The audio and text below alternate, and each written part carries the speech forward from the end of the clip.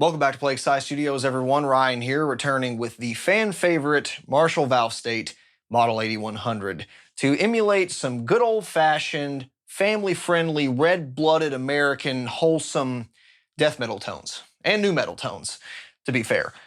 Today's genre-defining classics includes the like of Static X, Cannibal Corpse, and of course, the legendary Death.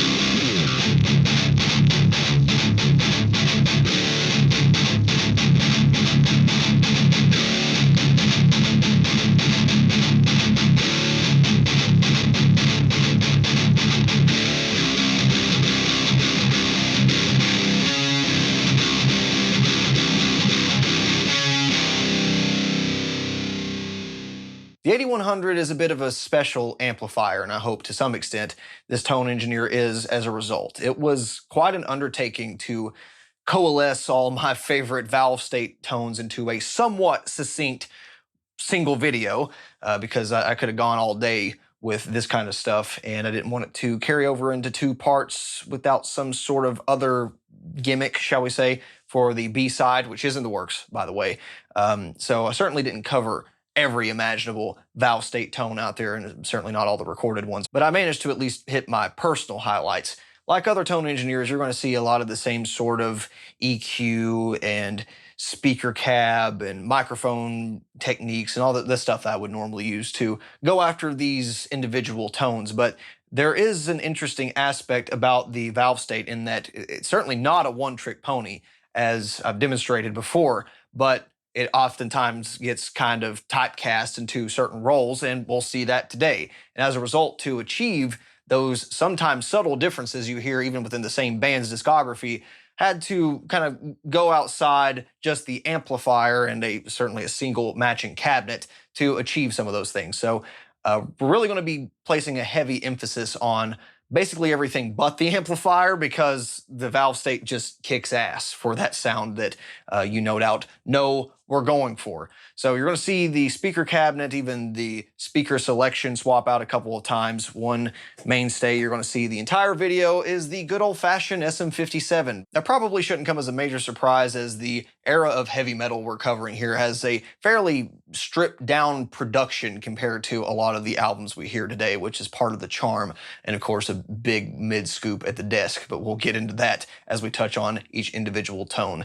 Now, the last piece of the puzzle here with this amplifier is something that I generally don't highlight too heavily on these type of A-side tone engineers, as I'm usually just using one, or the particular application isn't that sensitive to it. But for today, the choice of guitar is going to be fairly important for every single tone we're covering here, as this is kind of a stripped down platform for a lot of this stuff. We're plugging straight through the amplifier. We're letting those red LEDs in that hard clipping section shine in front of the pushed preamp tube. There's not a ton going on in the amp circuitry, and that's why it's so just unabashedly solid state Marshall. It's great. So as a result, whatever pickups you're using and however you're placing your hand relative to the scale length and all that good stuff is going to have a bit more of a, I think, pronounced effect than if you were just plugging straight into a 5153, for example. So with that, I felt it would be really wrong if I played some of these riffs on anything but, well, the guitar. And this, my friends, is not that guitar, although it shamelessly says it is, and if I knew that going in, I wouldn't have even bought it. This is a eBay knockoff. A fairly well put together one at that, if I might add, for the ridiculously low price point. I would love a real Stealth. You can't get them anymore, even used. They're not on any marketplace. And even if they were, they'd probably be worth more than I'm willing to spend for a couple videos. Nonetheless, I do not own another BC Rich scale length instrument, especially not anything with a single high output passive pickup in the bridge position with this kind of spacing and the short scale. This does make you want to play like Chuck. The whole feel of the guitar is really unique, and that's setting aside any imperfections. Like I said, this is actually, as far as QC goes, they're doing a better job than Gibson. That's all I'm going to say. But being that this is an affordable knockoff, the hardware and electronics on this are anything but top tier. This certainly doesn't have quite the mid response that you hear in isolated guitar tracks from Chuck, but it's pretty close. It has a little too much low end build up and some spiky high end. So if you're using an eBay knockoff or something that is more affordable, I would recommend at least trying some sort of graphic EQ or preferably parametric EQ up in front of this amplifier, just to tame some of those not nice frequencies if it's bothering you. Personally, I thought for all these recordings it sounded pretty decent. By the time you put it in a mix with some more high cuts, low cuts, strategic EQ here and there, it's probably going to work. And it has kind of that, plug straight into a PV Bandit kind of pawn shop sound that I have a soft spot for. But who really knows what was going on in the studio for a lot of these tones that were tracked? It could have been recorded, in a different DI or tube preamp going into this thing. But no one really knows 100% for sure. Nonetheless, straight through the amplifier is what we're doing for the death sounds, and this does a pretty decent job. So let's start there. Though Chuck Schuldiner was undoubtedly most well known for his Stealth and Marshall Valvestate rig, up until as late as Human, purportedly, he was actually recording with a plain Jane Marshall 2203, boosted by a Boss DS1. You could even find some videos of him playing like a Randall RG100, probably playing whatever they could get their hands on, when playing live. I think some Gallium Kruger solid state amps were involved at some point, whether for cleans or high gain, I'm not sure. The main thing, though, is that the early recordings, again, even through the early 90s, supposedly, was with that DS1 boosted Marshall. And I've tried with amp modelers, I've tried with some inspired by Marshall amps, and I can't get that sound. I don't know what else was at play there, probably because I can't play like Chuck, mainly. But yeah, you can add the post EQ, the scoop at the 700, 800 hertz range, and it still just doesn't sound the same. The distortion texture is just not that. So Maybe some of you can enlighten me on that. Fortunately, we're not going after that specific tone, though with human, I found you could get that sound perfectly with the Valvestate, which kind of makes sense, right? I mean, there's a power amp that sort of acts like a tube power amp, as we shown in the focused individual gear curiosities on this. You've got the scoop, you've got some hard clipping sections in front of a preamp tube. It all kind of adds up to a DS1 boosted, Marshall on paper. So cool. And I think it sounds better in some aspects than what was recorded, their live sound especially in the later 90s does. The 8100's clean channel is also extremely serviceable for those one-off clean passages and modulation-laden introductions, which I'm using the Boss MD500 to stand in as my all-in-one chorus flanger type of sound. I just kind of used whatever the default chorus tones were and made it work. I feel like this is one of those instances where the playing certainly outshines the effects and even really the distortion character of the amplifier on these recordings. So sort of a wider range of effects is going to work for this application than it might normally for us who have really picky ears. And all that is, of course, routed through the effects loop and enabled and bypassed as necessary. Now, the following album, Individual Thought Patterns, was using the Marshall Valvestate, and again, it has that same sort of texture, so it's not a night and day difference, and, well, this performs the job perfectly as far as I'm concerned. For the last parts of the signal chain, I'm using this Marshall 2x12 1936A cabinet, which is more like a 2x12 vertical with the offset baffling here. And for the speaker, I have two different models in here. I'm using the bottom speaker, which is the stock G12T75. As far as I can tell, when Chuck was using the Valvestate, he was using the Valvestate speaker cabinet that came with the amplifier head.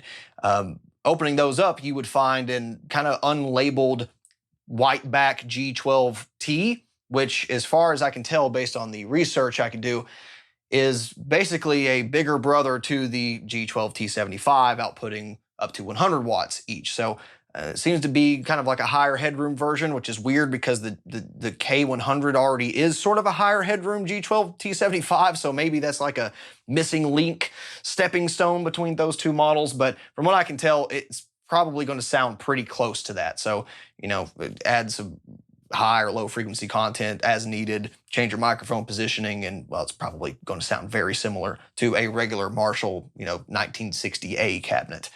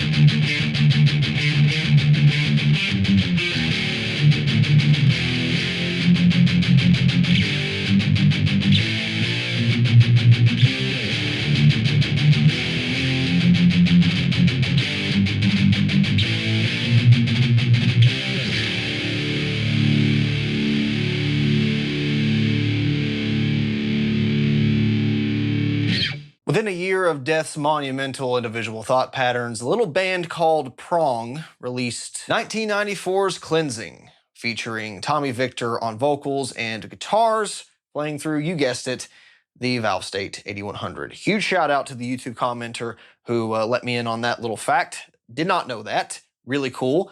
And I am grateful to be listening to some more Prong, because that's a band I've probably got recommended, less than 3 times in my entire life of, YouTube music and Spotify recommendations and all that. And that's just criminal, because that album is awesome if you haven't listened to it.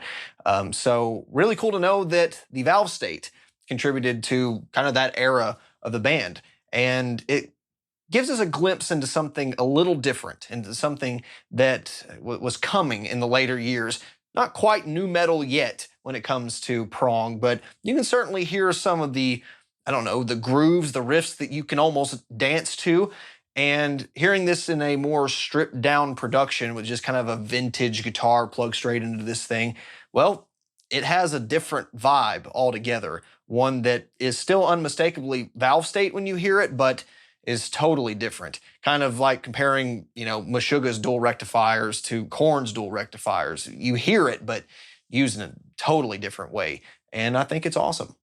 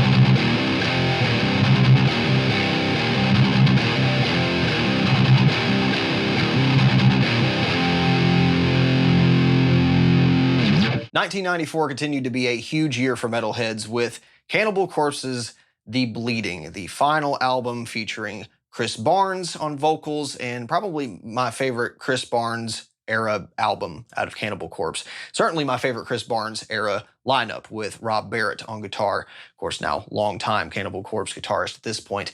So there's something interesting with the sound of this album, besides it being amazing. If they would turn up the snare and kick drum just a couple decibels, it would be one of the best sounding death metal records of all time. That bass is just unbelievable. But in the behind the scenes footage of the making of the album, you can see Rob playing through and potentially tracking through, we can't know for sure, a Valvestate 8100 with a little yellow stomp box on top, which looks like one of these guys.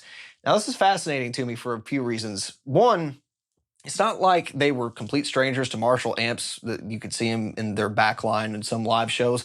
But early Cannibal Corpse was really more known for the solid state Ampeg and crate amplifiers they used, and was almost certainly boosted by the Boss Metal Zone as they continued to use that pedal as kind of a preamp of sorts even through their Mesa Boogie amplifier days. And listening to The Bleeding, I can hear that kind of quality to it, though there is something mid-rangey and kind of throaty on top of it. So it wouldn't surprise me if this was just a mere component to that production, especially since this combination to my ears, especially with at least the typical Super Strat style guitar that they were using at the time, doesn't quite have that kind of cocked wah preamp type sound going on, but it's pretty damn close. And I would say without A-B comparing them, it sounds pretty much identical to the album. However, I think the tone I recreated here is merely one component to the full album, and you would probably get a really good result if you substituted this pedal or simply added it instead of substituting the Boss Metal Zone with, you know, kind of their typical all controls at 10 o'clock, distortion min, level max kind of thing. So that might be an interesting follow-up, but once again, miking up the bottom T75 speaker with the SM57, a couple of strategic EQ cuts, and what can I say? It's another Scott Burns banger guitar tone.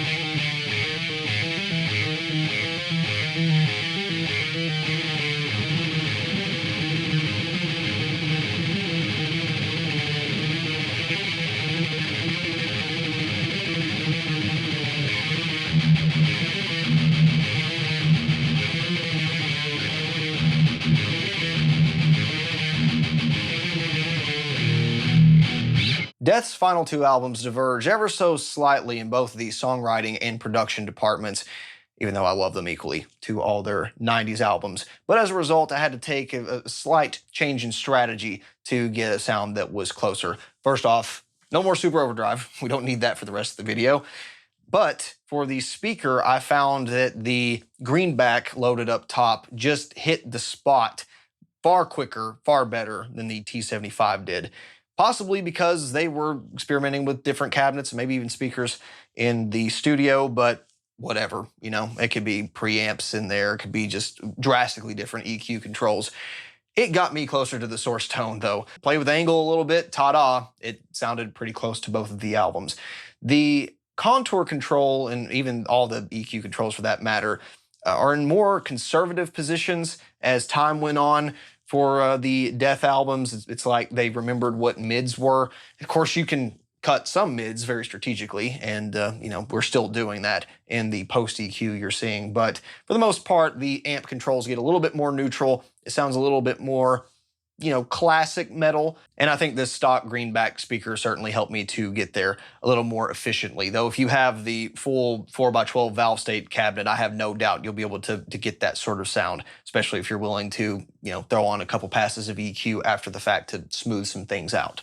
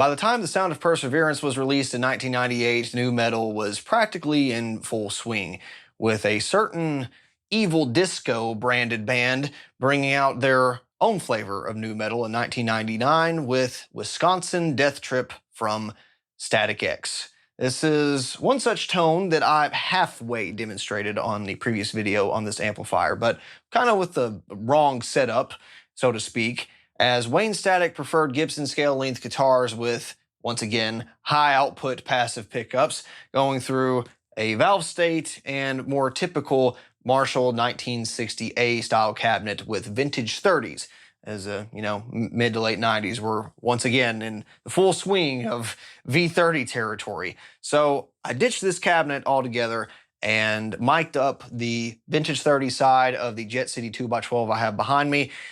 Could have possibly worked with the Mesa 4x12, but there's too much oversized overtones on that. It is unmistakably Mesa. I wanted to do something that was a little more neutral and, quite frankly, more fitting of the kind of budget, just make it work sort of nature of this amplifier. For Death Trip, I found that contours a little above noon and mids a little below was just the right amount of mid-range cut while letting some of the high mids through for, that pristine kind of almost techno-style guitar sound that Static X was especially known for at that time. Kept the SM57 for that album, but for the following effort, Machine, I found that switching out to the condenser microphone, represented with my Cam Crystal Neumann knockoff, is more in line with what you hear on the album. Now, I'm not 100% sure that they didn't switch to Marshall MGs at this point, since they were all kind of starting to overlap during this time period, but I still think it might have been the Valvestate, and it doesn't really matter because being an owner of that generation of MG, I think they made a downgrade. I don't know why they would have switched from Valvestates other than there's less to it, and it probably sounded no different for the stuff that they were playing, so I can kind of get that point. In my experience, at least, though, the Valvestate series does pretty much everything the MGs do, not the other way around. So if you had to pick one to get the Static X style guitar tone, this would be the one I would go after, with some caveats to the cabinet choice. I could certainly get it to work here, but I think it would have been easier to have that V30 in this cabinet because it just sounds more like a 4x12 than that cabinet does, but nonetheless, within the ballpark.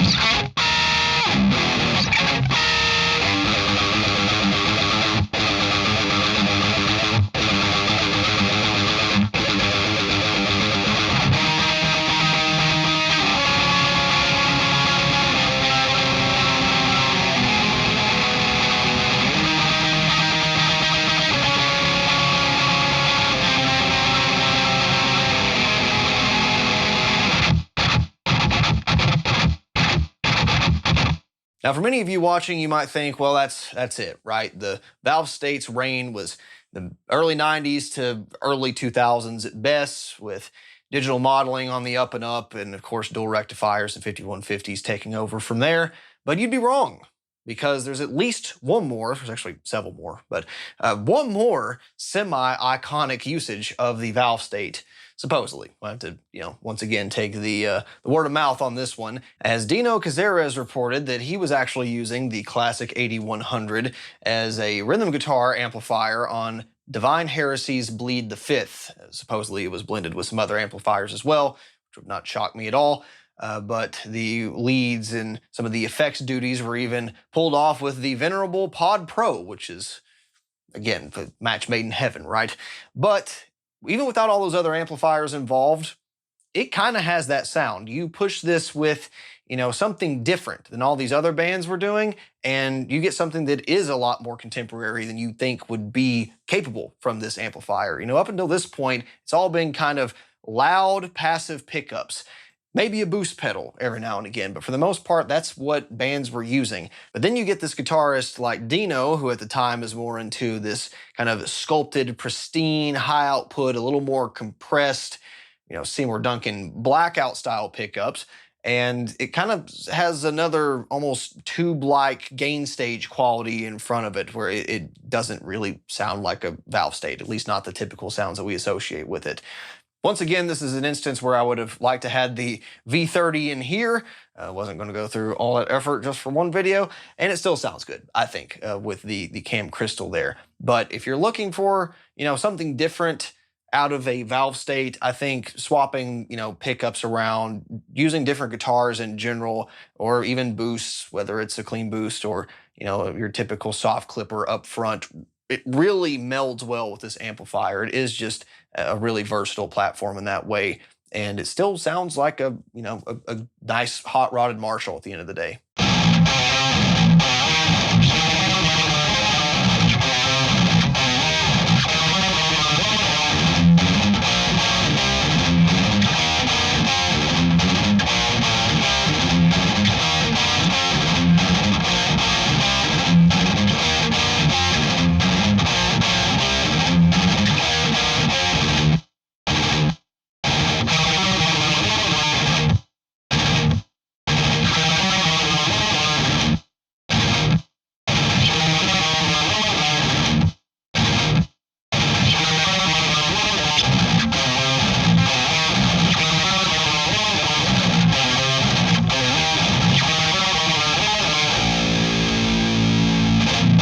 So that's going to do it for today. I've not exhausted every single one of my tips and tricks in my 8100 library, but I'm getting there. I'm thinking one more B-side installation of the Tone Engineer with perhaps a sibling or the 8100 proper is going to do it. So yeah, if you have any other albums or tones that that were used with the 8100, leave them down below. Love to hear about it.